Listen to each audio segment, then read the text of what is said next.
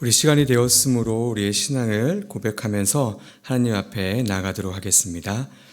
전능하사 천지를 만드신 하나님 아버지를 내가 믿사오며 그 외아들 우리 주 예수 그리스도를 믿사오니 이는 성령으로 잉태하사 동정녀 마리아에게 나시고 본디오 빌라도에게 고난을 받으사 십자가에 못 박혀 죽으시고 장사한 지 사흘 만에 죽은 자 가운데서 다시 살아나시며 하늘에 오르사 전능하신 하나님 우편에 앉아 계시다가 저리로서 산자와 죽은 자를 심판하러 오시리라. 성령을 믿사오며 거룩한 공회와 성도가 서로 교통하는 것과 죄를 사하여 주시는 것과 몸이 다시 사는 것과 영원히 사는 것을 믿사옵나이다. 아멘. 우리 찬송가 204장 주의 말씀 듣고서 함께 찬양하겠습니다.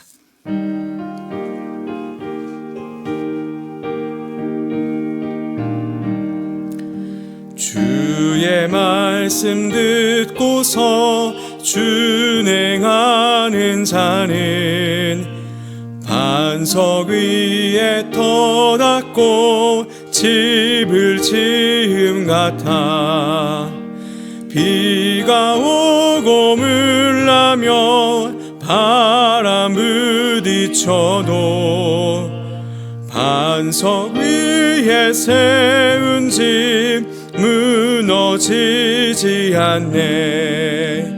잘 짓고 잘 짓세 우리 집 잘 짓세 만세 반석 위에다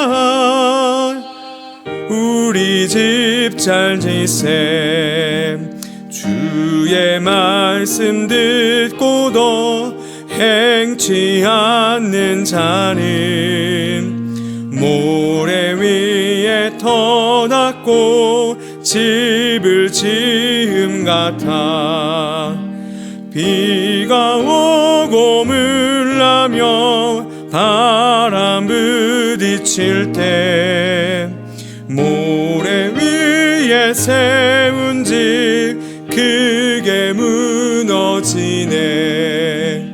잘 짓고 잘 짓세 우리 집 잘 짓세 만세 반석 위에다 우리 집 잘 짓세. 세상 모든 사람들 집을 짓는 자니 반석 위가 아니면 모래 위에 짓네.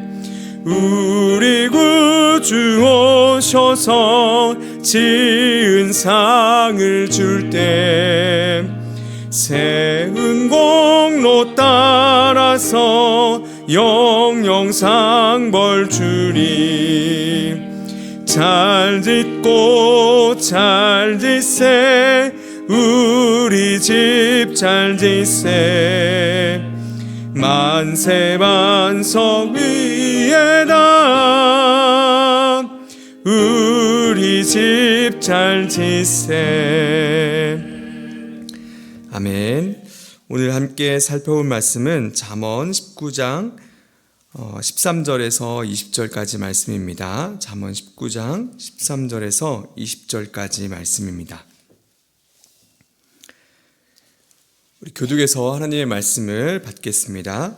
미련한 아들은 그의 아비의 재앙이요 다투는 아내는 이어 떨어지는 물방울이니라.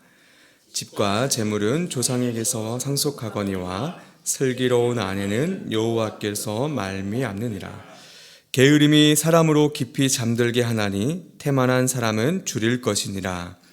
계명을 지키는 자는 자기의 영혼을 지키거니와 자기의 행실을 삼가지 아니하는 자는 죽으리라. 가난한 자를 불쌍히 여기는 것은 여호와께 구워드리는 것이니 그의 선행을 그에게 갚아 주시리라. 내가 내 아들에게 희망이 있은즉 그를 징계하되 죽일 마음은 두지 말지니라. 노하기를 맹렬히 하는 자는 벌을 받을 것이라. 내가 그를 건져주면 다시 그런 일이 생기리라. 너는 권고를 들으며 훈계를 받으라. 그리하면 내가 필경은 지혜롭게 되리라. 아멘. 오늘도 잠언의 말씀을 통해서 은혜의 조각들을 발견하시기를 소망합니다. 바로 13절 말씀을 보도록 하겠습니다. 미련한 아들은 그의 아비의 재앙이요 라고 교훈합니다. 본문의 미련한 아들은 하나님을 경외하지 않고 부모에게 순종치 않을 뿐 아니라 늘 악을 행하는 그러한 자를 의미합니다. 이러한 자녀는 아비에게 있어 재앙이라고 고백하고 있습니다. 아들로 인해 아비는 늘 걱정과 염려로 고통을 면할 길이 없으며 어떻게 할 도리가 없이 당하게 됩니다. 또 명예나 재산상의 손해를 입기도 하죠. 이 일을 본문은 재앙이라고 말합니다. 사실 재앙은 신자이든 비신자이든 모두에게 일어날 수 있는 일입니다. 아담의 가정에도 가인이 있었고 노아의 가정에도 함이 있었고 야곱의 가정에는 르우벤이 있었습니다. 또 아론의 가정에는 나답과 아비후가, 사무엘의 가정에는 요엘과 아비야가 있었죠. 또 우리가 너무나 잘 알다시피 다윗의 가정에는 암논과 압살롬이 있었습니다. 또 이어서 13절을 보게 되면 다투는 아내는 계속해서 떨어지는 물방울이라고 말합니다. 직역하면 아내의 다툰들이라고 할 수 있습니다. 다툼이 복수형으로 쓰인 것은 아내가 남편과 다투는 습관이 있었다라는 점을 가리키고 있습니다. 그래서 계속해서 떨어지는 물방울처럼 끝이 없는 것이죠. 계속해서 떨어지는 물방울이 바위를 쪼갭니다. 남편의 마음을 쪼개고 가정을 쪼개버리는 것이죠. 여러분, 어제도 말씀드렸듯이 지혜서는 절대적으로 지켜야 하는 율법과는 좀 다르다라고 말씀을 드렸습니다. 지혜서의 말씀들을 모든 경우에 염두에 두기보다는 특별하고 또 개별적인 상황들을 겨냥하면서 지혜서의 말씀들은 우리에게 교훈해주고 있습니다. 적용에 있어서도 조금은 상대적으로 해야 한다는 의미이죠. 방금 본 이 말씀을 절대적으로 우리가 적용을 해서 지금 내 아이들이 교회를 다니지 않고 또 부모에게 순종하지 않아서 재앙이다라고 막 적용해서는 안 된다라는 말씀입니다. 하나님을 경외하는 삶을 살아가도록 유도하는 그러한 교훈의 말씀이니 지금의 내 가정의 상황에 적용해서 막 재앙이고 가정이 깨졌다라고 생각해서는 안 된다라는 것입니다. 이어서 14절 말씀을 보겠습니다. 집과 재물은 조상에게서 상속하거니와 라고 기록하고 있습니다. 잠언 13장 21절 22절을 보면 이렇게 기록되어 있습니다. 재앙은 죄인을 따르고 선한 보응은 의인에게 이르느니라. 선인은 그 산업을 자자손손에게 끼쳐도 죄인의 재물은 의인을 위하여 쌓이느니라. 조상들의 집과 재물이 사라지지 않고 자손 대대로 흘러내려가는 것은 조상들이 하나님 앞에 선하게 살아갔기 때문에 받는 상급이라고 교훈합니다. 이 말씀도 또 유의해서 우리가 살펴볼 때 절대적으로 받아들여서는 안 됩니다. 우리 집이 조금 부족하고 가난해서 우리 부모가 그것을 또 하나님께 제대로 섬기지 못해서 제대로 말씀에 순종하지 못해서 그런 것이다 라고 받아들여서는 안 된다라는 것입니다. 하나님의 말씀에 순종하면 그에 따른 복을 주신다라는 의미로 받아들여야 되는 것이죠. 지금의 상황에 적용해서 부모를 공경하지 않게 되는 일이 없어야 합니다. 이어서 슬기로운 아내는 여호와께로서 말미암느니라 라고 교훈합니다. 아내에게 국한되어 있지만 우리가 아내와 남편을 구할 때 먼저 내 자신이 하나님 말씀에 부합하도록 배우자를 선택해야 합니다. 성경에서 말씀하시는 하나님의 성품을 닮았는지를 조심스럽게 바라보는 것이죠. 근면하고 성실한지 무엇보다 경건한 사람인지를 살펴봐야 한다라는 의미입니다. 잠언 31장 30절에 이렇게 기록되어 있습니다. 고운 것도 거짓되고 아름다운 것도 헛되나 오직 여호와를 경외하는 여자는 칭찬을 받을 것이라. 배우자의 외적인 면을 고려하는 것은 헛된 일이다 라고 우리에게 교훈해주고 있습니다. 가장 중요한 것은 오직 여호와를 경외하는지, 그것이 가장 중요한 우리가 살펴봐야 될 기준이라는 것이죠. 또 슬기로운 아내는 여호와께로 말미암기 때문에 우리는 하나님께 기도를 해야 합니다. 이삭의 아내를 구하러 길을 떠난 아브라함의 종이었던 엘리에셀은 늘 여행하는 도중에 하나님께 기도를 드렸습니다. 그렇게 이삭은 리브가라는 슬기로운 아내를 맞이할 수 있었던 것이죠. 결혼을 앞두고 준비하고 있는 자녀가 있다면 이 말씀을 전해주셔서 배우자를 잘 선택할 수 있도록 교훈해 주시고 옆에서 잘 알려주시면 좋겠습니다. 혹시라도 한 번 더 다시 말씀드리지만 지금 집에 있는 내 배우자를 생각하시면서 내가 기도를 안 해서 이 모양인가 하고 자책을 해서는 안 된다라는 것입니다. 아시겠죠? 이어서 15절 말씀을 보겠습니다. 게으름은 깊은 잠에 떨어지게 하고 또 해이한 사람은 줄일 것이다 라고 교훈합니다. 하나님께서는 창세기 2장 15절에 이렇게 말씀해 주십니다. 여호와 하나님이 그 사람을 이끌어 에덴 동산에 두어 그것을 경작하며 지키게 하고, 본문의 경작하다, 지키게 하다라는 의미는 노동을 의미합니다.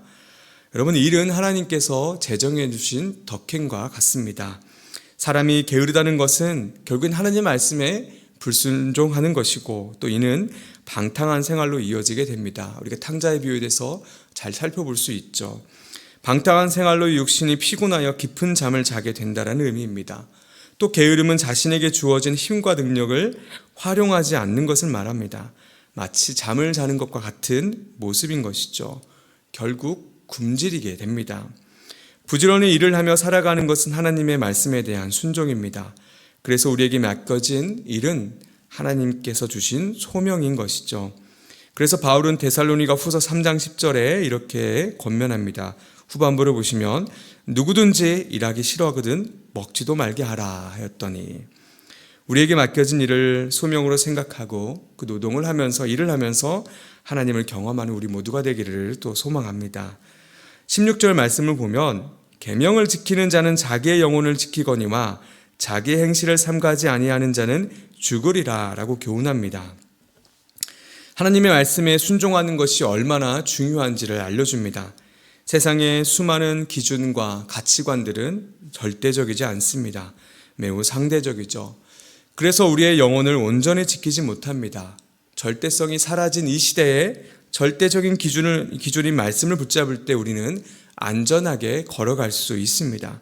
말씀에 따라 자기 행실을 돌아보며 살아갈 때야 비로소 우리는 제대로 하나님 앞에서 살 수 있는 것이죠. 또 이어서 17절의 말씀을 보게 되면 가난한 자를 불쌍히 여기는 것은 여호와께 꾸어 드리는 것이니 그의 선행을 그에게 갚아주시리라 라고 교훈합니다. 본문에서 눈여겨봐야 할 부분은 불쌍히 여긴다라는 부분입니다. 누군가를 긍휼히 여긴다라는 말씀이시죠. 가난하고 연약한 자를 돕는 태도에 있어서 매우 중요한 부분입니다. 여러분, 우리는 사랑 없이 누군가를 도울 수 있습니다. 존재에 대한 배려가 아니라 배려를 해야 하니 배려하는 것은 굉장히 매우 다른 일인 것이죠. 타인을 향한 긍휼한 마음, 사랑하는 마음이 없을 때 기계적인 베풀음이 되고 그것은 또 다른 상처와 아픔을 남기게 됩니다. 어떤 교회에서는 연말이면 어떤 봉사기관에서 판매하는 구제 박스를 일괄적으로 구매를 합니다. 그리고 그렇게 전달을 하죠. 그런데 여러분, 만약에 그 구제 박스를 받는 입장이 나라고 한번 생각해 보십시오. 물론 감사하는 마음이 있겠지만 그 박스를 여는 순간 온갖 물품들이 쏟아져 나옵니다. 나와는 전혀 상관없는 물품들도 많이 있을 것입니다. 형식적이고 우리가 이렇게 구제했다라는 태도가 나타난 결과인 것이죠. 존재에 대한 배려가 없는 베품은 늘 아픔을 조금씩 남깁니다. 존재를 사랑하는 마음과 함께 그 존재의 필요를 살피는 것이 불쌍히 여기는 긍휼한 참 모습인 것이죠. 본문은 그렇게 하는 것이 여호와께 빌려드리는 것이고 나중에 여호와께서 갚아주신다라고 말씀해 주십니다. 예수님께서 마태복음 5장 7절에 이렇게 말씀을 하십니다. 긍휼히 여기는 자는 복이 있나니 그들이 긍휼히 여김을 받을 것임이라. 이런 은혜를 누리며 사랑으로 역사하는 믿음을 소유하는 우리 다 함께 식구들 되기를 간절히 소망합니다. 이어서 18절 말씀을 보면 내가 내 아들에게 희망이 있은즉 그를 징계하되 죽일 마음은 두지 말지니라 라고 교훈합니다. 자녀들이 잘못할 때 부모가 이를 훈육하라는 메시지이죠. 특이한 점은 본문에 내 아들에게 희망이 있은즉, 소망이 있은즉이라고 표현하는 부분입니다. 여러분, 희망과 소망은 누구에게만 있습니까? 성경에서 늘 고백하는 것은 하나님께 소망을 두라라고 고백합니다. 아들에게 희망이 있다, 소망이 있다는 말은 하나님께 소망을 두라는 그러한 의미를 표현하고 있는 것이죠. 자녀들은 우리에게 맡겨주신 하나님의 거룩한 자녀들입니다. 하나님께서 우리를 통해, 부모를 통해 그들의 인생을 쓰고 계십니다. 그러니 부모가 자녀를 훈계하고 징계할 때에는 하나님의 뜻과 사랑과 의를 가지고 해야 합니다. 내 뜻과 내 사랑과 내 의가 아닌 것이죠. 그래서 바울은 에베소 6장 4절에 이렇게 권면합니다. 또 아비들아, 또 부모들아, 너희 자녀를 노엽게 하지 말고 오직 주의 교훈과 훈계로 양육하라. 마찬가지로 자녀를 향해 자기 감정에 취해서 혈기로 미워하지 말아야 합니다. 죽일 마음은 두지 말지니라 라고 교훈하죠. 지나친 분노와 악담과 저주로 해서는 안 됩니다. 이는 하나님께 범죄하는 것과 같습니다. 요한일서 3장 15절을 보면 그 형제를 미워하는 자마다 살인하는 자니 살인하는 자마다 영생이 그 속에 거하지 아니하는 것을 너희가 아는 바라. 미워하는 마음은 살인하는 마음과 같은 마음이라고 하십니다. 우리 안에 미워하는 마음이 올라올 때 자녀들의 소망이 내가 아니라 저 아이에게 있는 것이 아니라 하나님께 있음을 기억하고 그 마음을 내려놨으면 좋겠습니다. 그리고 온전하게 아이를 바라보기를 원합니다. 이어서 저자는 우리에게 19절에 새 번역으로 이렇게 읽어보면 성격이 불같은 사람은 벌을 받는다. 네가 그를 구하여 준다 해도 그때뿐 구하여 줄 일이 또 생길 것이다 라고 교훈합니다. 분노가 얼마나 위험한지를 교훈해주고 있습니다. 사람이 분노를 피하지 않고 가슴에 품고 있으면 큰 일을 저지르게 된다라는 것이죠. 그래서 하나님께서는 바울을 통해 에베소 4장 26절 27절에 이렇게 말씀하십니다. 분을 내어도 죄를 짓지 말며 해가 지도록 분을 품지 말고 마귀에게 틈을 주지 말라. 사랑하는 여러분, 우리의 싸움은 늘 혈과 육이 아닙니다. 통치자들과 권세자들과 이 어둠의 세상 주관자들과 하늘에 있는 악한 영들입니다. 우리 안에 분노가 올라올 것입니다. 그렇게 올라올 때 하나님께 도움을 구하며 분노를 다스려야 합니다. 분노가 안 날 수 없습니다. 누구나 분노를 합니다. 그러나 분노를 다스려야 한다라는 것이죠. 우리 안에서 계신 성령님께 도우심을 구하면서 다스리는 우리가 됐으면 좋겠습니다. 끝으로 20절에 이렇게 교훈합니다. 너는 권고를 들으며 훈계를 받으라.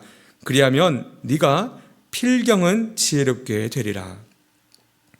20절에 눈여겨봐야 할 부분은 필경은이라고 번역된 그 표현입니다. 이 표현은 끝을 의미합니다. 다시 말해 권고를 듣고 훈계를 받으면 인생의 끝, 사망 직전에 지혜롭게 될 것이라고 교훈하는 것이죠. 이 말씀에서 우리가 생각해야 하는 점이 있습니다. 바로 우리의 성장은 젊었을 때만 하는 것이 아니라는 것이죠. 우리 인생이 끝날 때까지 끝나지 않는 게 우리의 성장이라는 것입니다. 어린아이부터 노인에 이르기까지 늘 우리는 하나님의 말씀을 들으며 지혜롭게 되도록 끝까지 성장해야 합니다.